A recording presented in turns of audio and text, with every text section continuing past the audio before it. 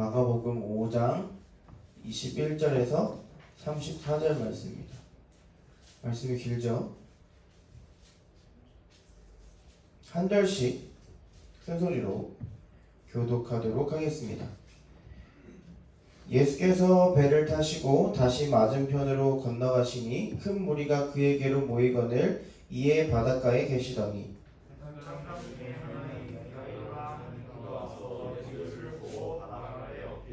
네, 다 같이 읽어주세요. 큰 소리로. 간곡히 구하여 이르되 내 어린 딸이 죽게 되었사오니 오셔서 그 위에 손을 얹으사 그로 구원을 받아 살게 하소서 하거늘.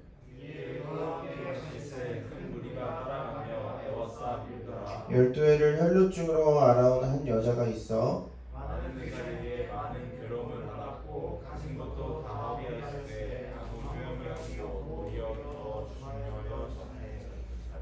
예수의 소문을 듣고 무리 가운데 끼어 뒤로 와서 그의 옷에 손을 대니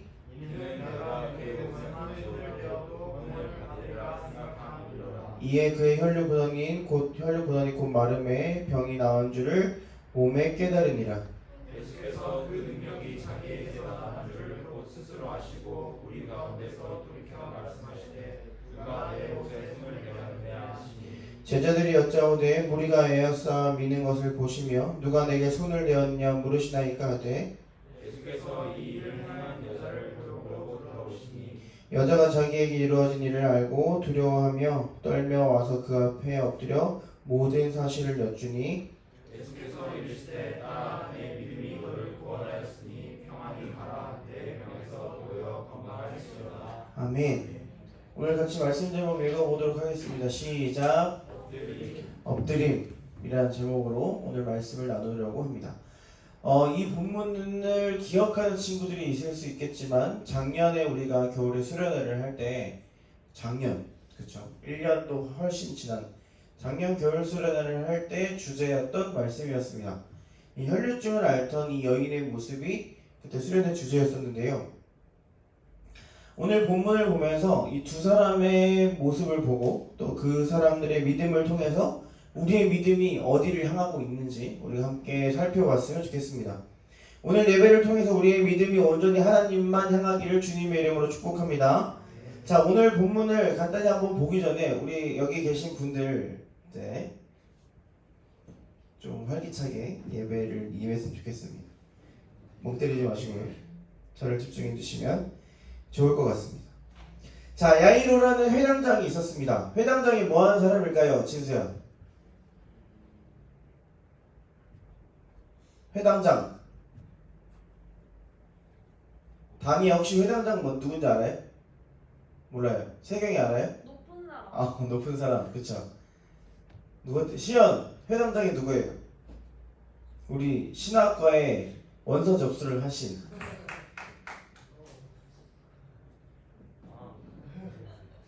회당장이 누구예요? 뭐라고요? 뭐라고? 뭐래요? 도의원? 도의원이요? 뭐 이렇게 어렵게 얘기하죠? 회당의 회당을 관리하고 그쵸, 회당을 관리하고 회당 예배 대반이네. 그쵸? 대빵 대빵이 아니 사장은 회사의 장이 짱이고 회장장이면 회당의 짱이겠죠. 회당을 관리하고 진수가 정확히 얘기했어요. 이따 카레에서 가서 맛있는 거 먹어요.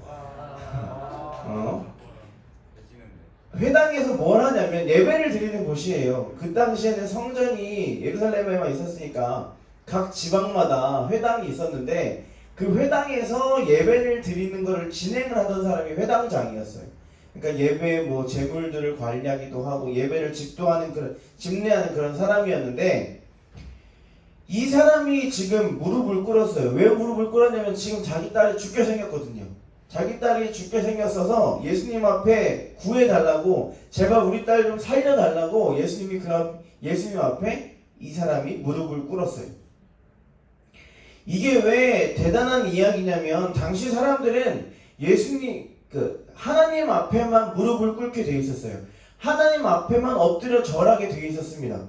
그 외에는 너희는 그 율법에 보면은 십계명에 보면은 나 외에 다른 신을 섬기지 말라. 나 위에 아무에게도 절하지 말라 라고 분명하게 말씀하셨기 때문에 누군가에게 엎드리고 누군가에게 절한다는 것은 불가능한 이야기였어요. 있어서는 안 될 일이었는데 지금 이 사람이, 이 회당장이 하나님의 율법을 가장 잘 지켜야 되고 하나님의 예배를 진행해야 하는 이 회당장이 예수님 앞에 무릎을 꿇었던 거예요. 그러면서 자기 딸을 살려달라고 요청하는 겁니다. 이 말은 회당장이 예수님이 하나님이라는 걸 알고 있었다는 거예요. 하나님의 아들이 예수님이라는 것을 이 사람은 알고 있었다는 겁니다.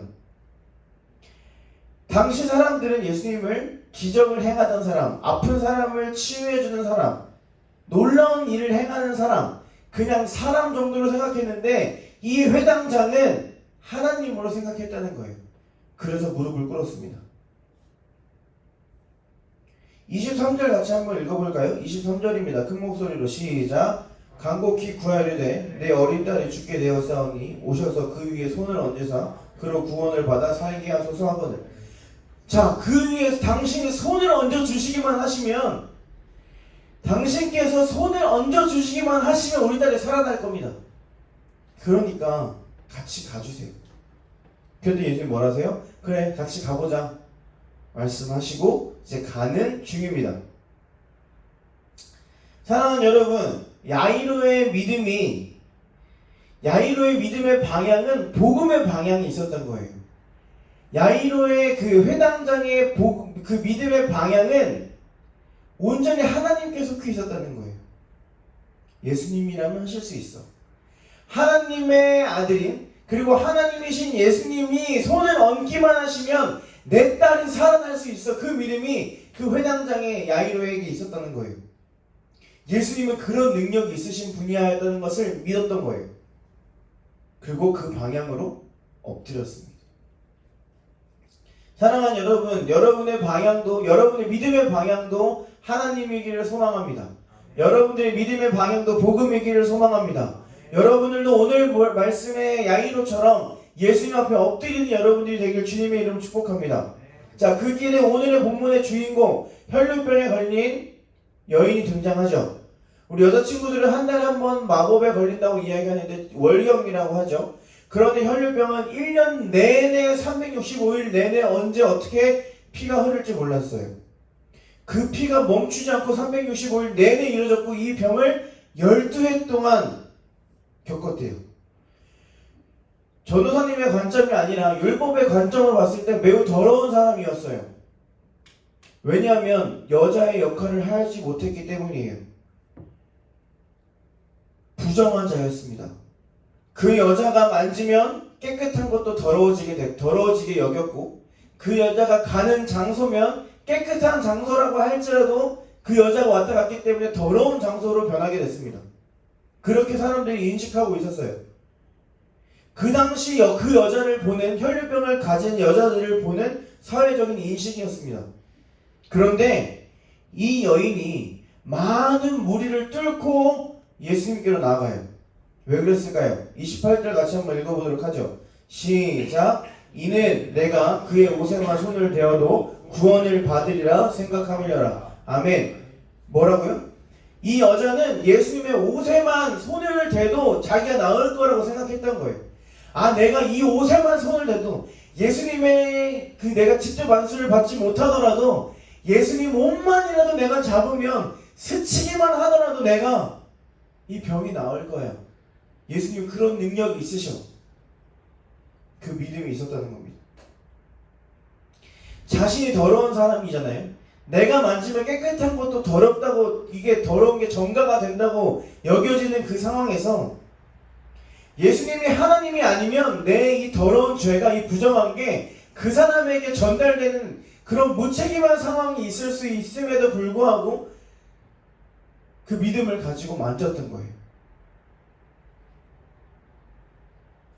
여인에게는 예수님에 대한 믿음이 있었다는 겁니다. 예수님이 하나님이라는 믿음이 있었고 내 병이 하나님인 예수님이 고쳐주실 수 있다고 알고 있었던 거예요. 나를 12년간 괴롭혔던 이 혈류병이 예수님의 그 한 방, 영향력 한 방이면, 능력 한 방이면 나를 치유해 줄 거라고 생각했던 거예요. 그 믿음이 옷자락을 만지게 하는 그런 능력을, 그런 행동을 하게 했습니다. 우리는 얼마나 그 여자가 힘들었을지 이해할 수가 없을 겁니다. 상상조차 할 수 없을 거예요. 몸도 아프고 사회로부터 멸시당하는 그런 손가락질을 당하는 그 여자의 고통을 우리는 알 수 없을 겁니다. 그 큰 무리 속으로 들어간다는 것도 뭐 무리 속으로 들어갈 수 있지, 믿음이 좋으면 그럴 수 있지라고 생각할 수 있지만, 그 여자가 아무도 그 여자를 쳐다도 보지 않고 인간 취급도 하지 않는 그런 상황 속에서 그 큰 무리 속으로 들어간다는 건 그 여자에게 굉장한 도전이었을 겁니다. 이때 여자가 예수님의 옷을 만졌을 때 어떤 변화가 일어나게 되죠? 29절을 보면 병이 다 나았습니다. 그 여인의 몸이 정상으로 돌아왔어요. 예수님을 통해서 불결함의 원인이 사라지게 된 거예요. 이 여자의 병이 완전히 나아버렸습니다. 당시의 사람들은 이 여자가 죄가 많아서 하나님이 벌하신 거다라고 생각을 했는데, 예수님이 그걸 다 모두 없애주신 거예요. 그게 예수님의 능력이었어요. 예수님은 알아차리시죠. 누가 내 몸에 손을 대었는가? 누가 내 옷에 손을 대었느냐? 그러면서 그 여인을 쳐다보시죠. 그때 여자가 어떻게 했냐면 33절입니다. 우리 큰 목소리로 읽어보도록 하죠. 33절 큰 목소리 있습니다. 시작! 여자가 자기에게 이루어진 일을 알고 두려워하며 떨며 와서 그 앞에 엎드려 모든 사실을 여쭈니. 어떻게 했어요? 엎드렸어요. 그냥 엎드렸습니다. 그렇게 했더니 어떻게 될까요? 34절입니다. 예수님 뭐라고 말씀하시냐면, 딸아, 내 믿음이 너를 구원하였어. 그러니까 너 평안히 가. 그 당시에 인사말입니다. 평안히 가라. 이 말은 인사말이었습니다. 잘 가. 그런데 여기서 말하는 이 평안해라 라는 그 말에는, 너가 이제는 죄인처럼 살지 말고 내가 너를 깨끗하다고 했으니까 너는 이제 깨끗한 사람이야. 하나님이 내가 너를 깨끗하다고 했으니까 아무도 너를 더럽다고 말할 수 없어. 그러니까 너는 더 이상 죄인처럼 살지 말고 더 이상 바보처럼 살지 말고 하나님과 회복된 관계 속에서 지금 내가 너를 깨끗하다고 말한 그 상황 속에서 열심히 평안히 살아가라고 말씀하신 거예요. 사랑하는 여러분, 이것이 복음의 능력인 줄 믿습니다. 우리를 구원하신 예수님의 능력은 너무나도 위대한 거예요. 그런데 우리는 이런 이야기를 들으면 어떤 반응이냐면 2000년 전 이야기, 나랑 관련 없는 이야기, 오늘날 불가능한 이야기, 해보지도 않고 나랑 상관없는 이야기로 취급한다는 겁니다. 해보지도 않고 혈류병을 앓았던 이 여인이 이렇게 하는 그 믿음의 사람들을 보고 우리는 바보 취급하고 광신도라고 취급합니다. 우리가 그렇게 무시하고 있지는 않냐는 거예요. 그 무시하는 사람들이 누구예요? 여기 오늘 등장했던 큰 무리예요. 여러분들 지금 그 패턴을 지금 알고 있는지 모르겠는데, 우리가 계속 마가복음 5장을 가지고 벌써 3번의 시간을 가졌어요. 패턴이 예수님이 똑같이 하고 계세요. 큰 무리를 이끄시고 그 가운데 말씀을 선포하시고 기적을 행하시고 그 사람에게 죄를 사하시고 그 사람을 회복시켜 주시는 이 하나님의 패턴이 계속 반복되고 있어요. 그런데 거기서 똑같이 알아차리지 못하고 계속해서 똑같이 방해하는 사람들이 있는 거예요. 큰 무리들, 예수님을 따르는 많은 사람들, 그 사람들이 정작 필요한 사람들이 가야 할 그 길을 막고 있는 거예요. 이 혈루증을 앓던 이 여인이 예수님 옷을 만졌을 때 이 사람들은 조롱했을 거예요. 네가 감히 이 위대한 분의 옷을 만져?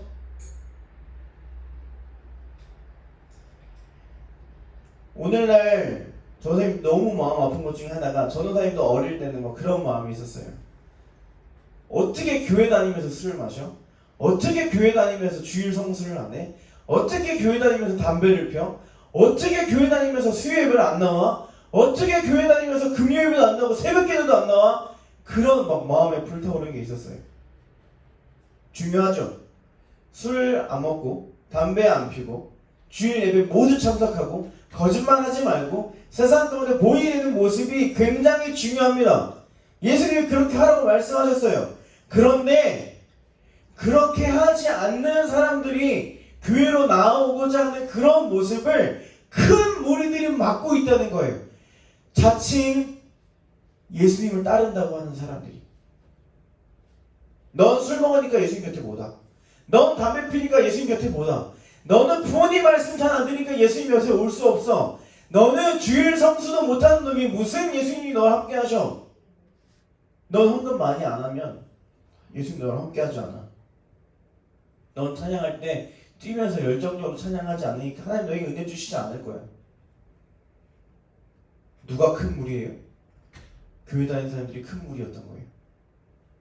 그런데 예수님이 누구한테 눈길을 주시냐면 예수님은 복음의 능력을 믿는 사람에게 눈길을 주셨다는 거예요.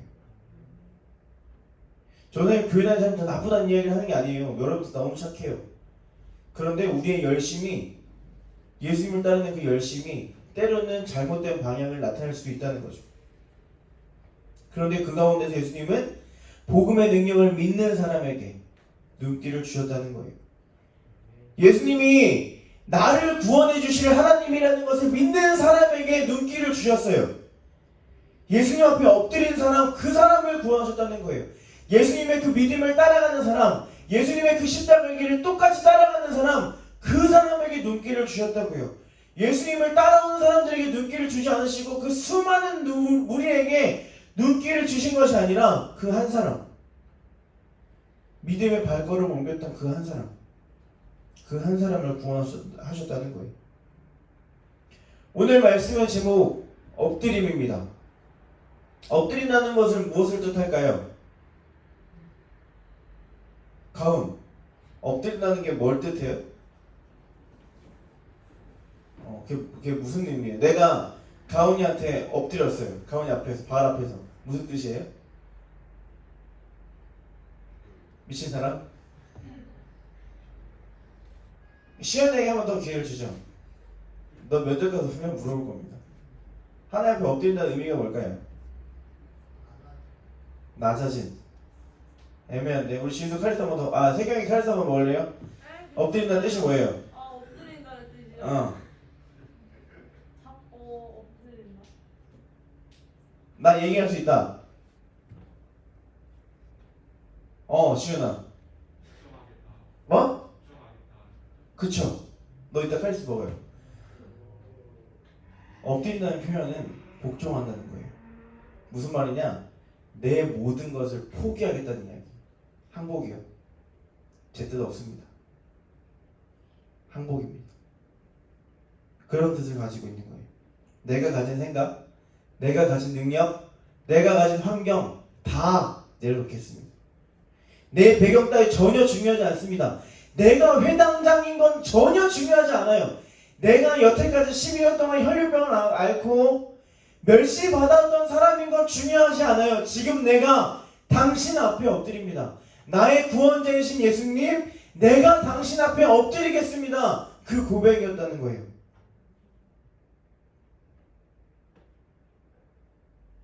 하나님이신 예수여, 나를 구원하시옵소서. 그게 엎드림의 진짜 모습이라는 거예요. 나를 위해서 오신 예수님, 나를 구원해 주세요. 진짜 내가 힘들었거든요.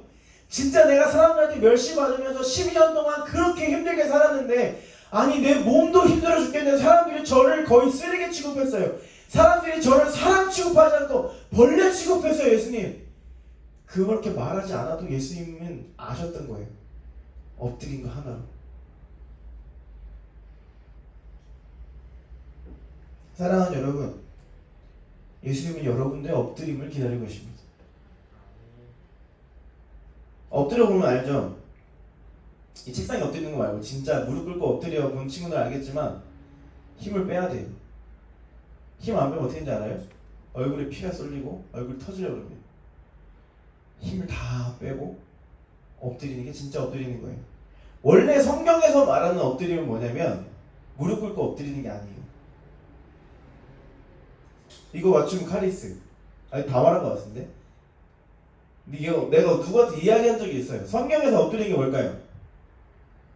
행동.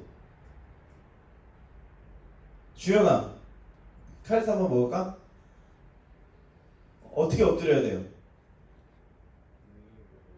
뭐라고? 맞아요.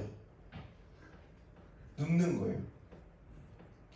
그냥 힘을 다 빼고 그 앞에 무릎도 꼬부리지 않고 그냥 힘을 다 빼고 눕는 거예요.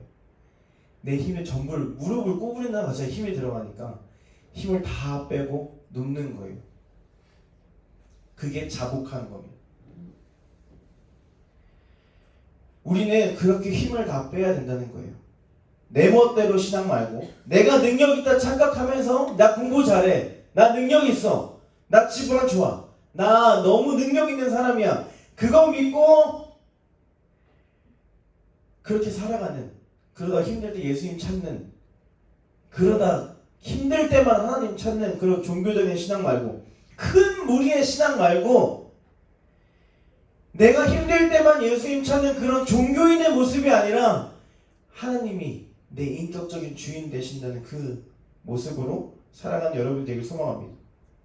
예수님이 찾으시는 모습은 능력의 하나님, 우리를 구원하신 하나님, 우리를 죽기까지 사랑하시는 그 하나님이 예수님의 사랑을 믿는 그 믿음의 사랑, 그 은혜와 감격이 너무 커서 말로 다 표현할 수 없는 그 감격이 있는 그 사람, 그래서 그 앞에 엎드린 사람, 그 사람을 찾으신다는 거예요. 그 사람이 너무 감사해서 참 아무 말도 못하고 그냥 엎드리는 그 모습, 하나님이 찾으신다는 겁니다. 여러분의 믿음의 방향이 도대체 어디로 향하고 있습니까? 여러분의 믿음의 방향이 도대체 어디로 향하고 있냐는 겁니다. 나 잘났다고, 나 교회 잘 다닌다고, 나 주일에 안 빠진다고, 나 성경 많이 읽었다고, 나 헌금 많이 한다고 혹시 그게 내 신앙의 잣대가 되어 있진 않냐는 거예요. 난 교회 오니까 됐지 뭐, 일주일에 한 번 교회 가면 됐지 뭐, 그 정도로 스스로 위안 삼고 있지 않냐는 거예요. 그게 누구냐면 큰 무리들인 거예요. 예수님의 길을 방해하는 사람들. 저는 여러분들이 은혜와 사랑의 감격이 너무 커서 예수님의 그 발 앞에 매 순간 엎드려 살아가는 친구들이 되기를 주님의 이름으로 축복합니다. 말씀을 마치죠. 오늘 오후에 수련의 마지막 날입니다. 공지를 받은 친구들도 있겠지만 오늘은 말씀도 전하고 토크 콘서트도 하고 또 셀별로 나눔도 진행을 할 예정이에요. 그렇게 하겠죠. 오늘 여러분들이 해야 할 일이 뭐냐면 여러분들은 예배 시간에 엎드리는 겁니다. 모든 걸 걸고 모든 걸 내려놓고 엎드려야 한다는 거예요. 여러분들 모든 것을 포기하고 엎드려야 합니다. 어쩌면 두 번 다시 오지 않을 기회일 수도 있습니다. 그 기회를 모두 잡는 친구들이 되길 소망합니다. 제발 우리의 방법 좀 내려놓고 내 고집 좀 내려놓고 내 생각 좀 내려놓고 하나님의 마음으로 살아가는 여러분들이 되길 소망합니다. 우리는 잘난 것이 하나도 없어요. 그런 우리에게 예수님은 구원을 그냥 아무 대가 없이 십자가에서 죽으시고 부활하셔서 선물로 주셨는데 우리는 도대체 어떻게 살아가고 있냐는 거예요. 내가 십자가보다 잘났습니까? 내가 예수님의 구원보다 잘난 사람이에요? 나는 그거보다 잘난 게 아무것도 없는 사람인데 왜 내 고작 그 능력 가지고 그거 가지고 떵떵거리면서 살고 있냐는 거예요. 예수님이 그거보다 더한 걸 주셨는데 마치 그게 전부인 마냥, 마치 내가 가지고 있는 것이 전부인 마냥, 내가 이것만 하면 이걸 더 얻어서 이것만 가지고 살면 평생 잘 살 수 있는 것 마냥 왜 우리는 아직도 그걸 움켜쥐고 살고 있냐는 겁니다. 내 고집 좀 내려놓고 내 생각 좀 내려놓고 그 공간을 하나님의 것으로 채우는 여러분들이 되길 소망합니다. 예수님은 아무 대가 없이 죽으셨어요. 왜요? 여러분들 사랑하셔서 죽으신 거예요. 나 사랑하셔서 여러분들 사랑하셔서 죽으신 거예요. 근데 그냥 죽으면 안 되잖아요. 그냥 죽으면 하나님이 아닌 거잖아요. 그래서 여러분들 앞에서 부활하신 걸 보여주셨어요. 그 여러분들 마음 가운데 그게 이해되는 은혜를 주셨어요. 그러면 그 받은 은혜대로 살아가면 됩니다. 핑계대지 말고. 예수님이 그 여인을 깨끗하게 해주신 것처럼, 그 더러움의 근원을 다 없애주신 것처럼 우리의 죄도 예수님이 다 없애주셨는데, 예수님이 우리 보고 너 깨끗한 사람이야, 내가 너 깨끗한 사람으로 만들어줬어. 이전에는 너가 죄인이었을지 몰라도, 이전에 너가 더러운 사람이었을지 몰라도, 이제는 내가 너를 깨끗한 사람으로 만들어줬잖아. 너 깨끗한 사람이야, 너 정한 사람이야, 너 정결한 사람이야. 그러니까 너 그렇게 살아. 평안히 가라, 평안히 가라.